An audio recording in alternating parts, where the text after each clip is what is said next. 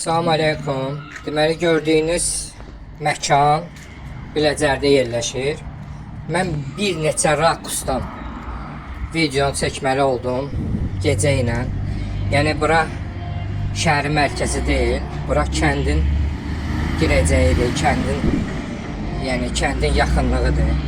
Burada insanlardır. Bu həmin restoranın ətrafında, sağında, solunda cəmaət yaşayır, ictimai əsayişdir. Və bu restoran bu seslə içəridə də gəlsəz akşam görəcəksiniz, içəridə heç kəs yoxdur. İki dənə müğənnidir, biri oğlandır, biri qadındır. Bir dənə də sintezator çalan. Başqa heç kəs yoxdur. Və bunlar hər gün düz saat 12-yə kimi həmin bu gördüyünüz bu seslə, həmin o mikrofonu düz 12-yə kimi bütün kəndi belə kəndə konsert verir. Kəndin xəstəsi var, yaşlısı var, uşağı var, körpəsi var. İnsan deyilər, yəni cəmaət məcbur qulaq asmalıdır bunlara, məcbur bunların oxuduğu farşa qulaq asmalıdır, hansı ki düzəməlli də oxuya bilmirlər. Yəni buna biz məcburuq qulaq asmalıdır.